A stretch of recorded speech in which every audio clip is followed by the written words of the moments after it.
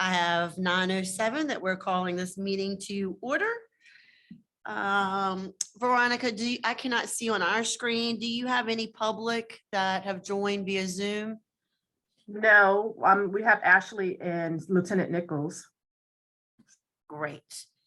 I will still open it up for any public input. We do not have any public in the room with us at this time.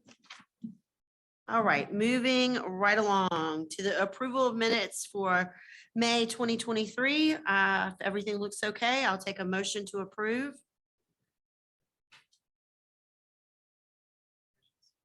Christina, thank you for the motion. A second. Second.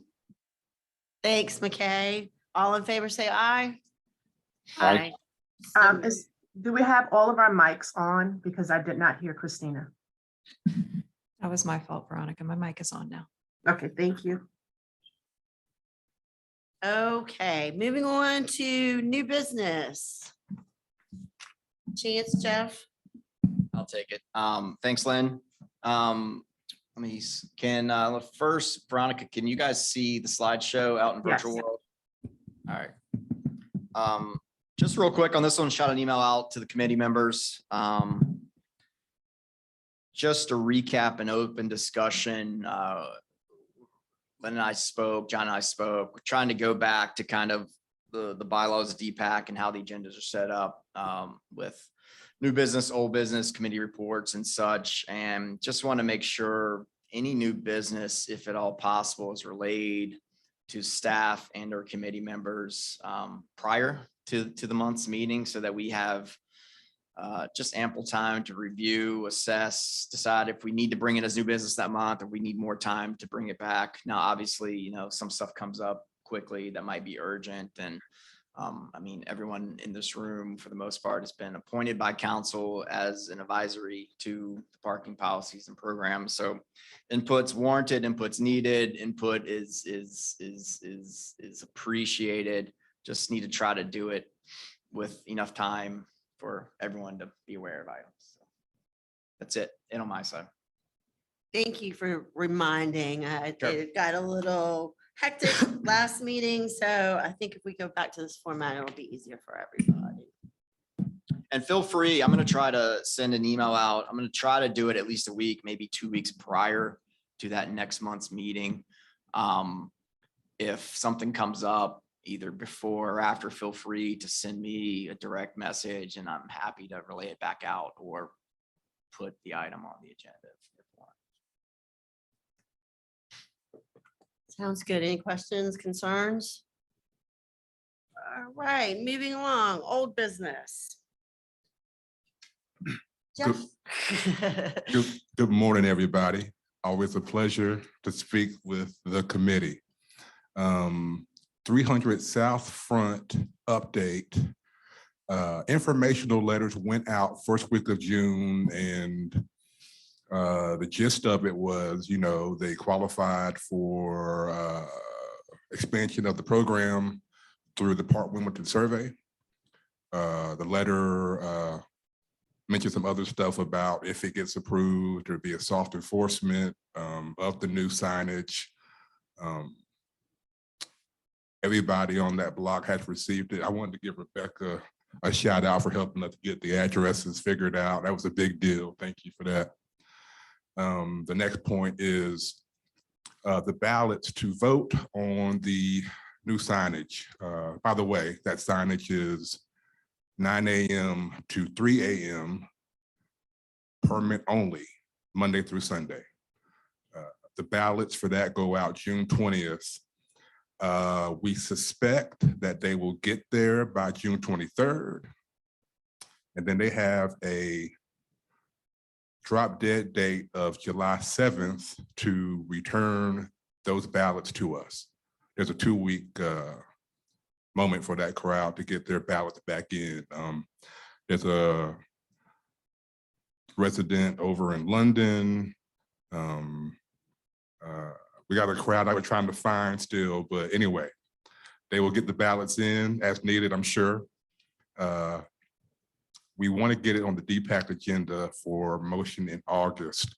I guess potentially we could do it in July. But we want to do it for August for sure. Then Mr. Dunbar thrown me to the wolves in front of City Council in September to have them decide the fate of the 300 South Front residents. I'll take the last bullet. Okay, go ahead. Yeah. Go ahead. Feel free, are you finished? I'm good. I'm good to go. Good to go. So there's only one way to learn, and Jeff's gonna learn with residential parking. That was my first approach and appearance in front of council 6 years ago. So it's a good way to learn. Could be an easy one, could be a hard one. I never know. The last bullet I added to here, and I wanted to kind of put it out there so we can start thinking about it. Historically, when we've brought a new block to council, it's kind of our ability to get up there and hit a couple birds with one stone and potentially make some revisions to the program if needed, if applicable. I think we've kind of made some small tweaks nearly every time we've been up there. Something I've been kind of looking at, and spoke with Jeff about it, is the expansion requirements. Right now, we go block by block, right? And it's a domino effect. And it goes back, 15, 20 years here. When one block activates or expands, then the corresponding neighboring block activates, expands the next year, and so on and so on. And, it's one by one by one. And basically what you do is you kind of just shift the parking problem to your neighbor's block. Now, there's probably some positives and negatives there, depending on, who you talk to and the history here. I think over the last 20 years, most of our expansions, other than 4th Street, have been kind of within the current 10 or so blocks. They're just kind of changing things up within those 10. But now that we're down on Front Street and potentially progressing further south, and I'm hearing some feedback from neighboring blocks, kind of, Michael, near you, 100 South 4th, Orange Street, 304 blocks of Orange Street, that area. I don't think they're there yet, but I'm hearing correspondence. So something Jeff and I had talked about, do we want to potentially look at making it a little tougher to activate and expand? And what I was thinking was, Raleigh's a good example, and I don't think we want to go as far as Raleigh, but Raleigh, you have to be 8 linear or connecting conjoining blocks to activate a program or to expand a program, meaning truly a parking problem in the area, not just on one block, but a group of conjoining blocks. And something I was thinking of, do we want to at least maybe moving forward require that a new activation has to be adjacent to or connected to a current RPP program, or at least 2 to 3 linear or connecting joining blocks? And I think that's going to be a harder program to activate, but it's also going to truly tell us that there's a bigger parking problem there, and also kind of bring the neighborhood and blocks together more than it just being one singular block activating and shifting the problem outward or down the street. So just something to think about. And I mean, I can bring an official recommendation. If you think I'm crazy, then we can drop it now, but and I'm thinking more, as not necessarily south, because I think South Historic District is going to probably continue that block by block, and not a whole lot we're going to be able to do about that. And if it's joining a larger area, I think I'm okay with it. I'm thinking more east, southeast, northeast, 4th Street, Brooklyn Arts residential areas, and maybe pieces of south of Market area. So just something to throw out there.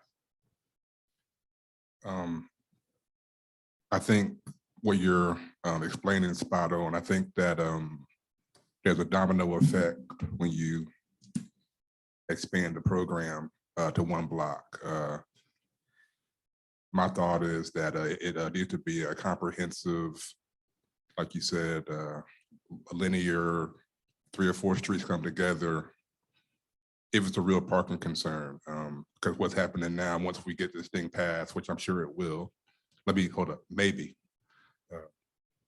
You've only sent the problem down the road. So something to think about. It could be something too. You don't see this a lot, but I've seen it in the bylaws. I think it's Columbus, Ohio, maybe one or two others that are a little bit more progressive in terms of their parking policies. They take proactive measures. I think Columbus is out there quarterly taking space counts via LPR, vehicle counts, and they take proactive approaches, and they, say, just for example, say Fifth and Bladen, that kind of area, say quarterly, they're seeing counts pop up more and more and more. They have the ability to take a proactive approach and offer recommendations out to the residents, and then take those recommendations to the council to say, hey, even though the counts aren't quite 70%, we see it growing, it's going to get worse. Council, we're recommending this 5-block radius. We've had residential input, stuff like that. Instead of it being a reactive approach, it's kind of a proactive type approach. Something we could potentially look at too. Know if we're ready to bring that to council yet, but something down the line. I think the proactive approach is the way to go. That way you don't have residents already angry about the situation. We can, I don't know who would monitor it. But in my mind, being more proactive rather than reactive is always better. And is there a certain radius from the core of downtown Wilmington that defines the boundaries of where these restrictions can go? It's really just has to be zoned residential with a majority use residential. Right, but somebody out on 6th Street can't, They could.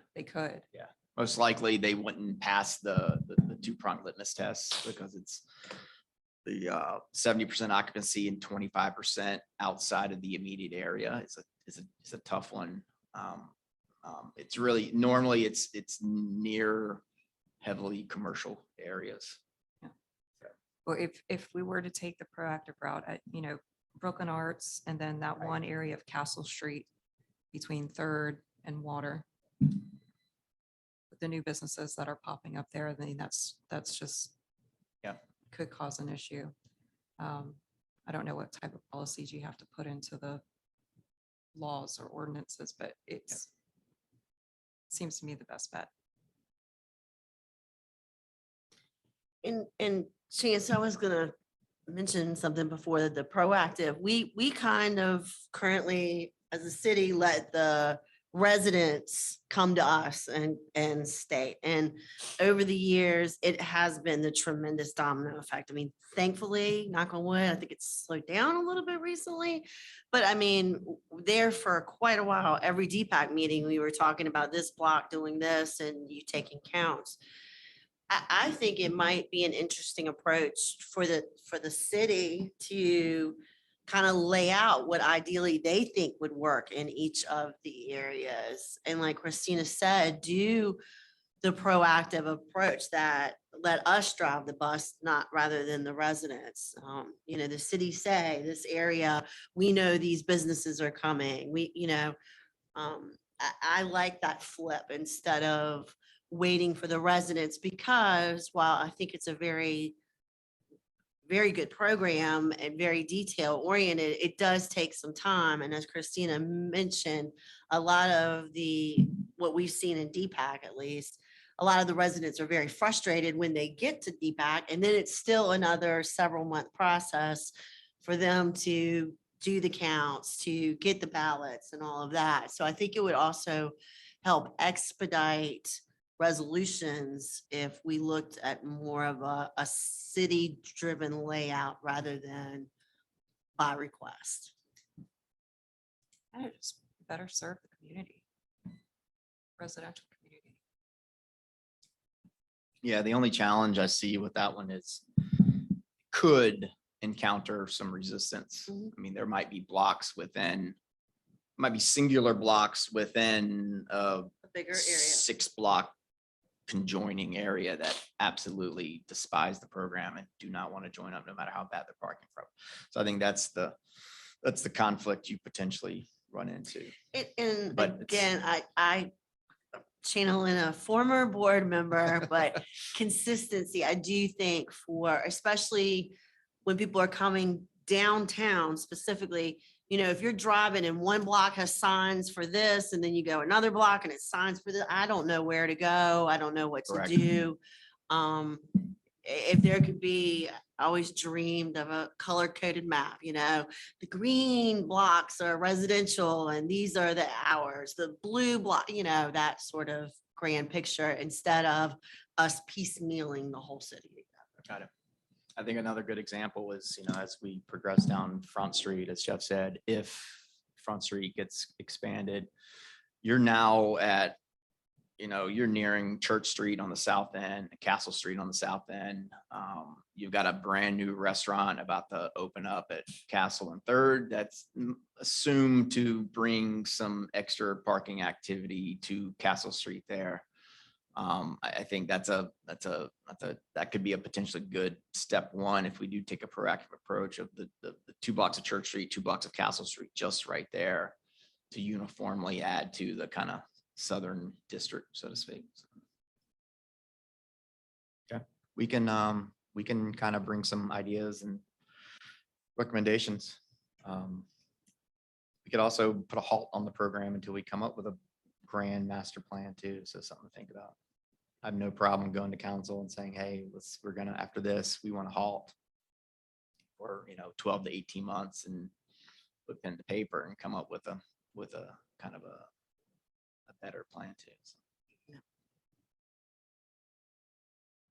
Thank you. Any other questions or concerns regarding that topic? Absolutely. Yes, sir. 17. It's like 17 properties, maybe roughly. This one's a little bit unique because it's got a multifamily unit that's been condoed out. There's one owner, but there's 6 taxed units. So that one owner kind of can carry weight one way or the other. So it adds, there's 17 properties, but I think taxable units, there's like 22 or 23. So little unique over there. But we'll also send you, Mike will send you a copy of the guidelines as well. That way you can kind of see what we've been working with on that note too. Is Michael's microphone on? I think so. We're working on it, Veronica. Okay, moving on then, if there's no further discussion, Jeff, the parking contractor update? Okay. Excuse me. Yes. Pivot is set to begin July 1st, as I mentioned last meeting, and we actually technically really go live July 3rd, which is a Monday. Right? Yeah, Monday. And that crowd is having orientation for the new team members that made it from Reef. So the employees from Reef that they wanted to move forward with have received offer letters and accepted them. I would say 80% of the Reef staff is coming over. They're in some new roles. And Pivot also, they have some new higher executives that they've brought on to help implement the new Park Wilmington program. I don't know if anybody's familiar with Gary Means and a lot of these big names from IPMI. Pivot's got some, I'm trying to find a better term besides heavy hitters, but their executive team is really unique. The Text to Park program is imminent. Me and Chance have been talking back and forth with the pivot team, and we've seen some mock-ups of the potential signage, and just being a parking nerd, I'm really excited about what's coming. When I say text to park, if you come to that lot, instead of going to the Calais machine, you are able to type in a code, text a code and type in, right now, Second Street lot has a code called WIM1, and Hannah Block lot has a code called HAN1. And I'm sure most are familiar with how text to park works, but once you do it one time, you're good to go forever when you come back. You just kind of put in that code and most of your information still there from the last time you came. Also, I want to add a caveat to the text to park moment.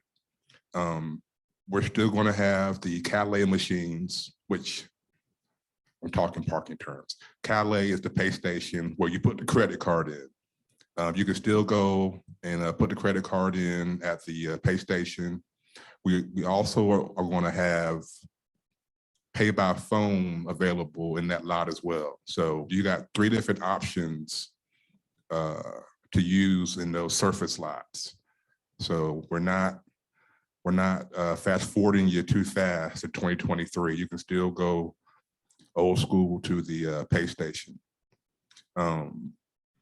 The last bullet point I had was Pivot considers City of Wilmington their flagship municipality.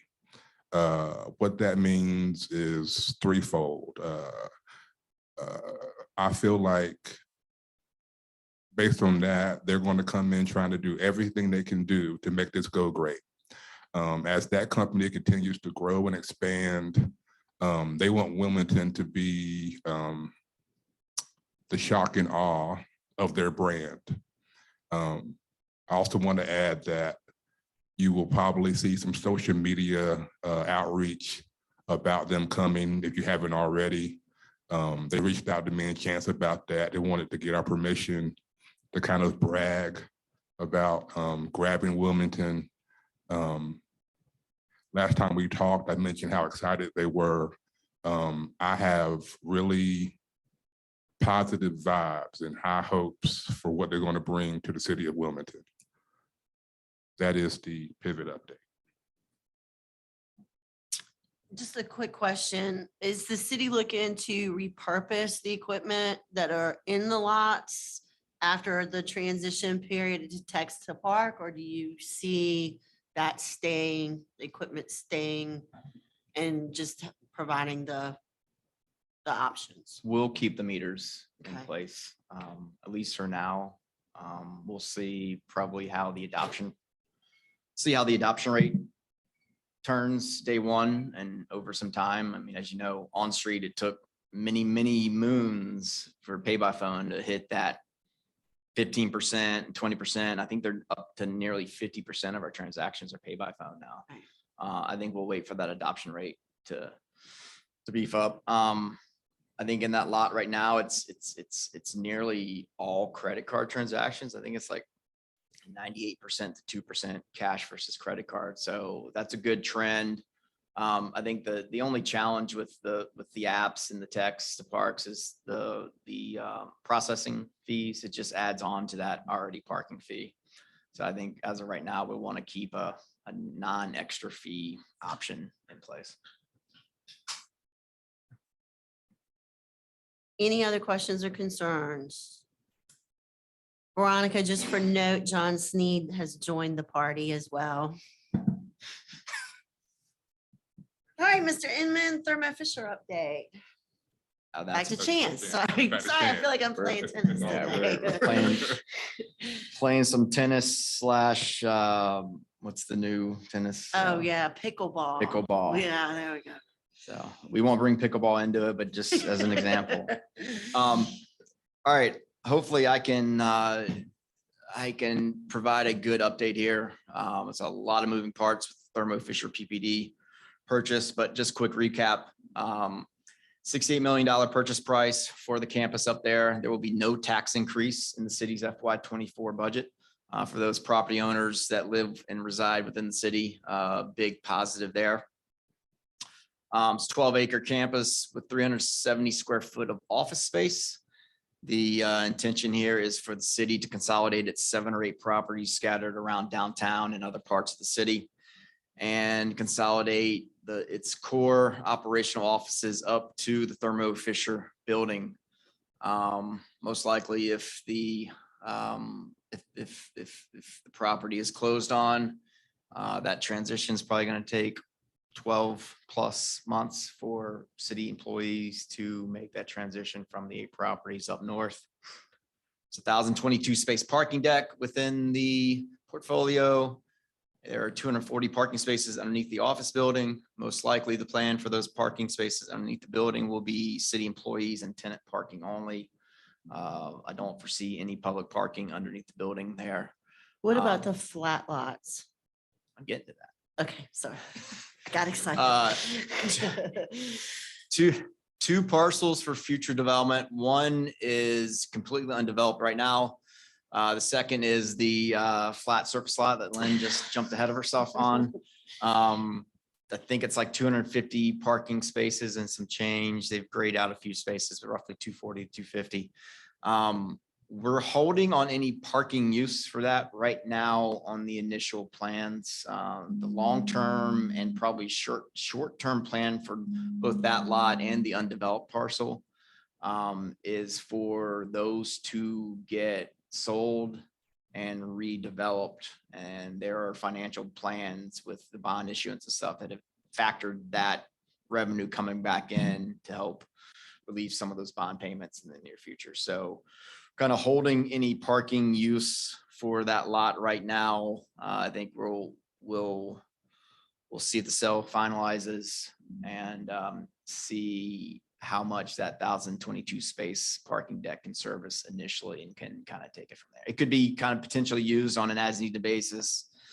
Convention center overflow could be a good kind of one-off type use instead of bugging CFCC for their student lot. The city will potentially now have a surface parking asset right next to your student lot that can be utilized for that type uses, at least on the initial side. It could be open up for concerts. We're not sure yet. It's just kind of holding that one back for a lot of possibilities. But long-term, the goal is to sell and redevelop both of those parcels. I think I touched on the relocation of City Wilmington offices.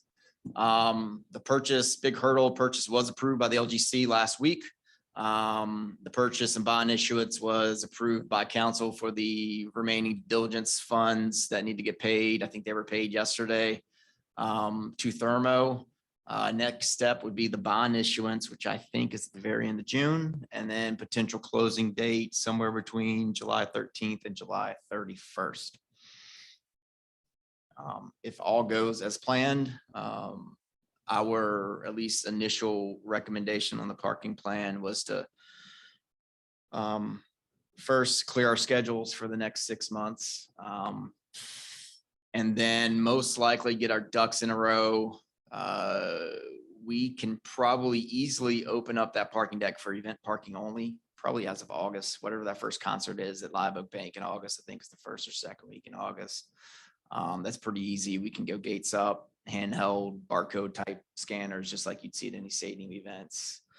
And then office tenant parking initially with Thermo.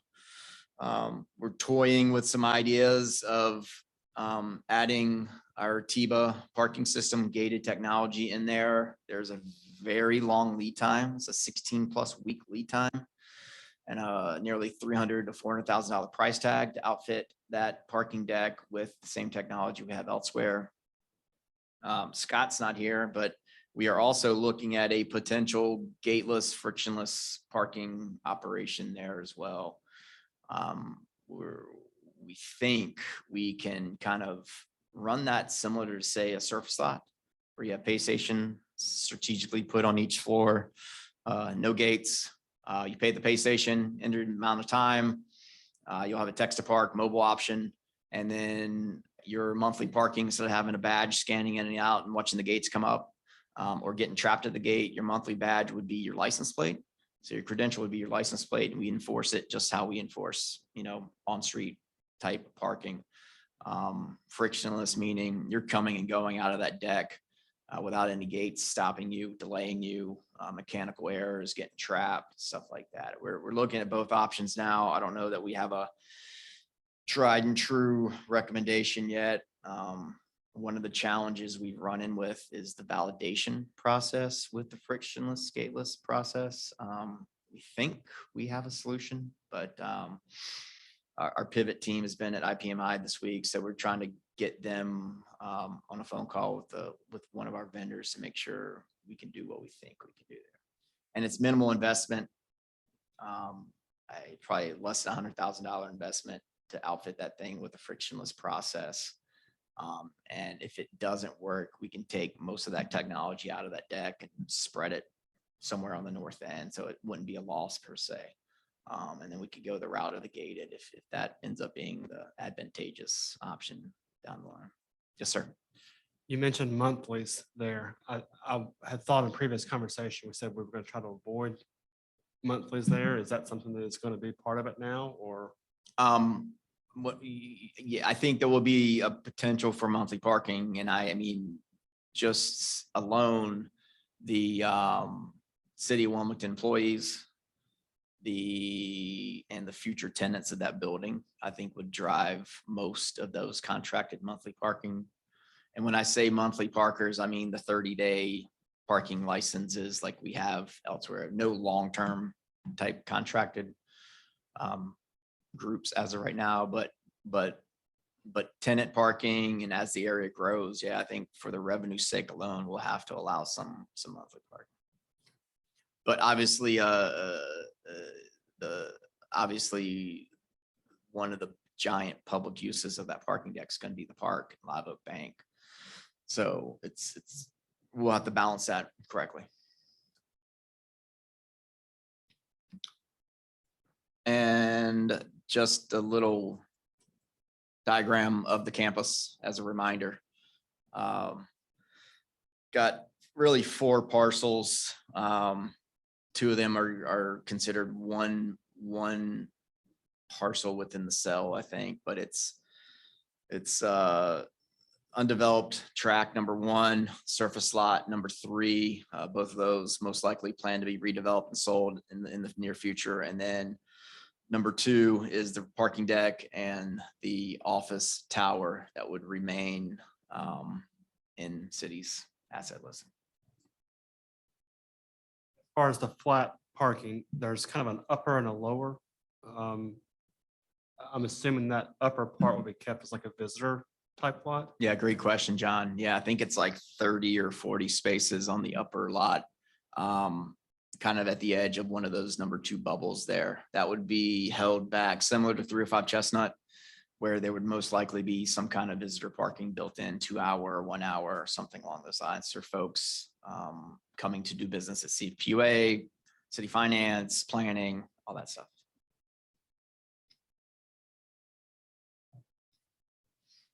Anything else?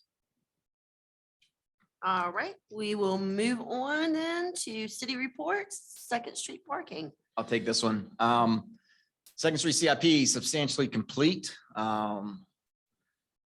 Next phase will commence fall and winter. We got another $600,000 coming this budget season. Really, we've completed the priority items, the worst of the worst. I think $2.3 million all in with the LED lighting retrofit.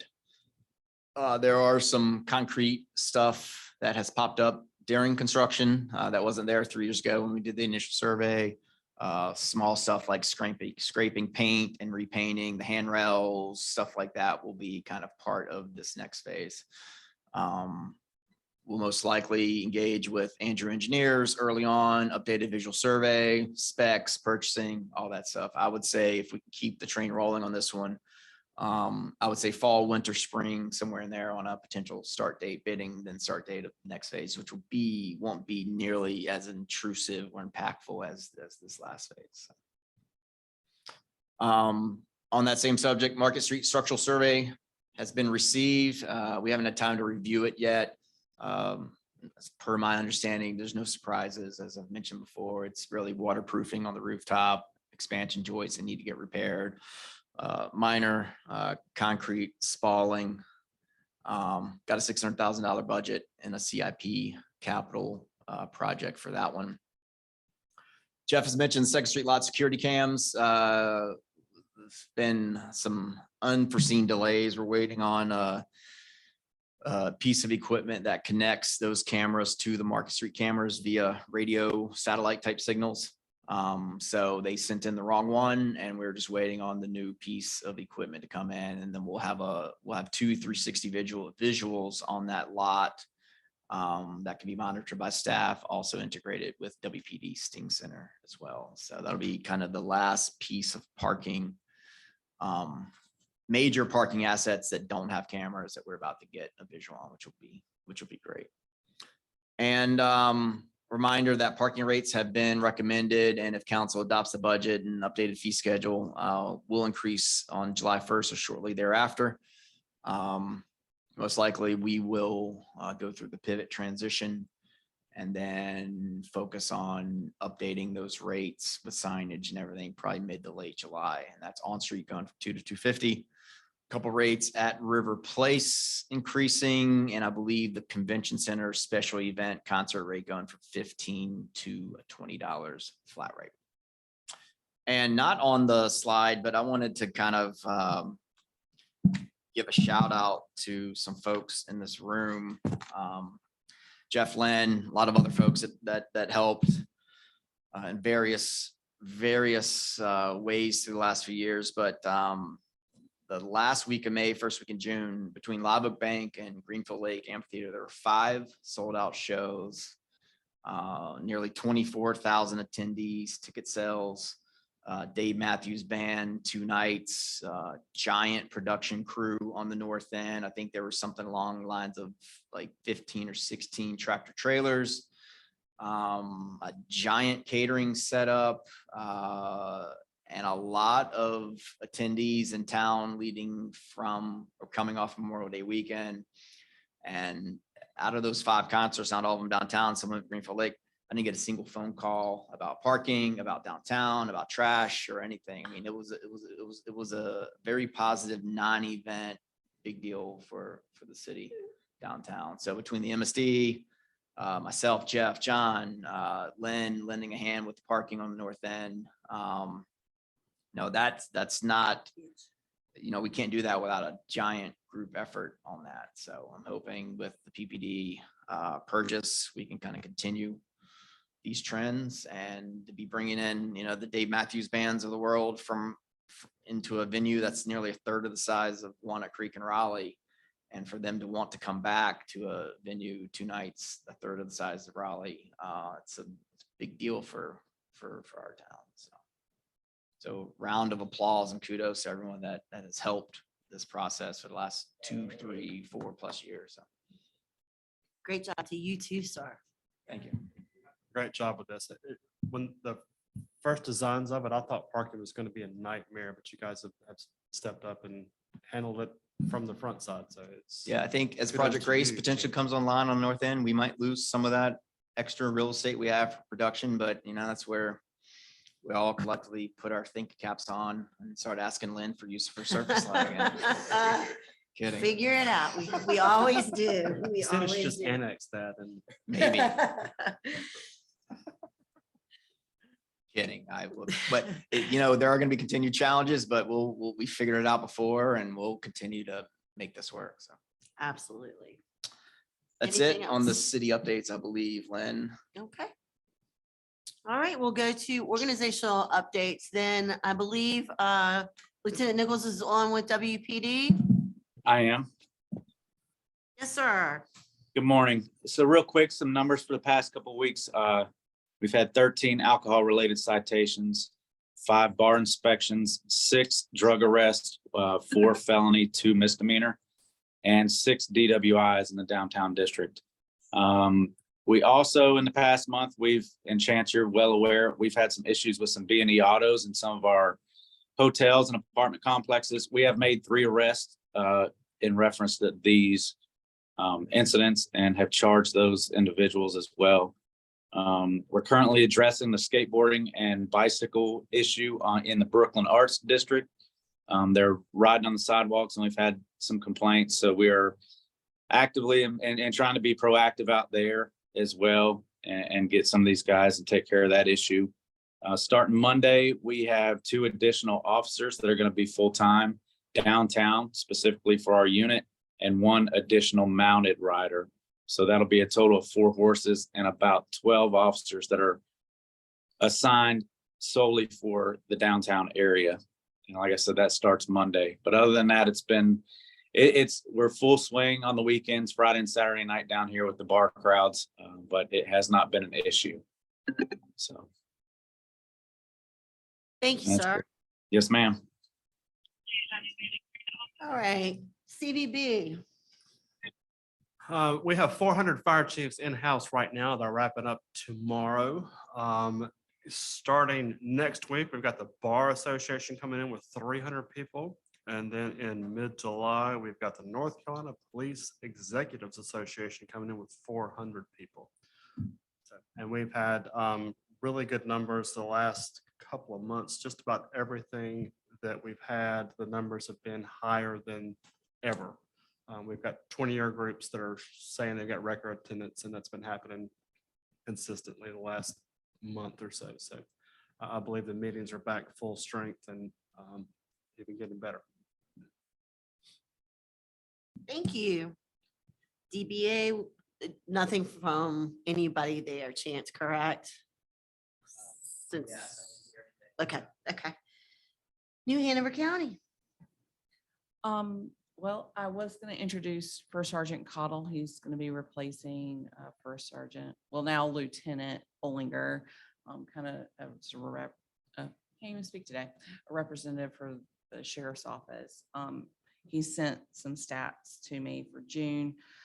They did 61 focus patrols, foot patrols, 3 field information reports, FIRs that they completed, 1 verbal warning, 0 citations, 2 arrests, and 0 street sheets were distributed. I know that I shared the same street sheets that the outreach program has with Ashley Westbrook, and she was going to give them to their attendants too. So everyone's kind of sharing the same thing. That's kind of where we are. No update for me with Project Grace.